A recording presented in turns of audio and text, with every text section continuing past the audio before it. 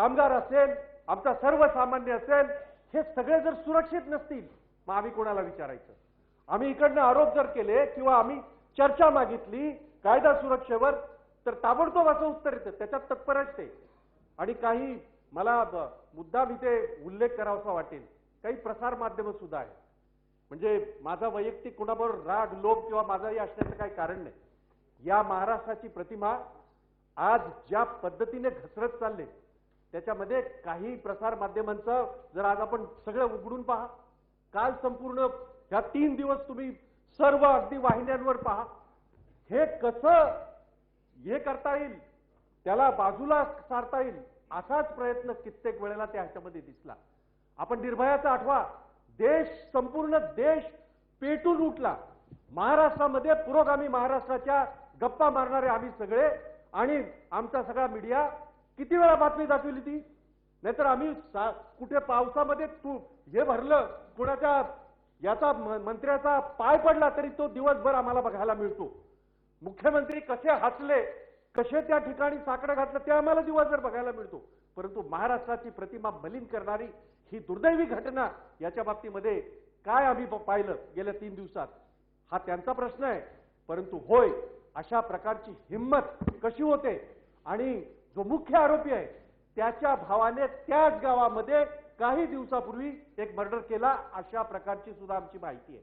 मी नावं कुणाची यासाठी घेत नाही कारण मला माहिती आहे की त्या टेक्निकल ह्याच्यामध्ये अनेक वेळेला समोरून आमचा हे येणार नाही. आणि म्हणून माझी विनंती आहे की 289 कसा होतो हे सांगण्यापेक्षा याच्यापेक्षा काय असू शकतं, या राज्यामध्ये याच्यापेक्षा वाईट काय असू शकतं पुरोगामी महाराष्ट्रामध्ये, आम्हाला सगळ्यांना शर्मेने मान खाली घालणारी ही घटना. आणि म्हणून याची तातडी, सरकारचा याच्यामध्ये असलेला सहभाग, सरकारची जबाबदारी, या सगळ्या गोष्टी ह्या 289 मध्ये तपकल बसत आहेत. आणि म्हणून माझी विनंती आहे की हे संपूर्ण कामकाज बाजूला ठेवून ही घटना ह्याची चर्चा होणं आवश्यक आहे. निवेदन कोण काय करेल हा ज्याचा त्याचा प्रश्न, परंतु कायदा आणि सुव्यवस्था फक्त या घटनेचीच नव्हे, राज्याची आणि प्रामुख्याने ह्या घटनेची ही कायदा आणि सुव्यवस्थेच्या बाबतीमध्ये चर्चा होणं आवश्यक आहे.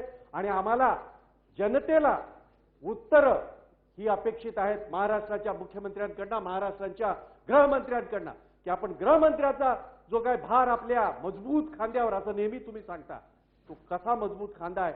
आमचे खांदे खाली उतरलेत, गरिबाचे खांदे खाली उतरलेत, त्यांना खांदा द्यायला माणूस उरला नाही. आणि म्हणून याची चर्चा होणं आवश्यक आहे ही विनंती करण्यासाठी मी या ठिकाणी उभा आहे. एक मिनिट काय देत थांबा, एक मिनिट सरळ कपिलजी. हे बघा, या सर्व घटनेचं गांभीर्य लक्षात ठेवून मी आपले विचार मांडण्यासाठी, ही सूचना मांडण्यासाठी संधी मी देणार आहे, तेव्हा उगाच सगळ्यांनी घाई करू. सन्माननीय सभापती महोदय, सन्माननीय विरोधी पक्ष नेत्यांनी विधान परिषद नियम 289 अन्वये मांडलेल्या स्थगन प्रस्तावावरला समर्थन करण्यासाठी मी उभा आहे.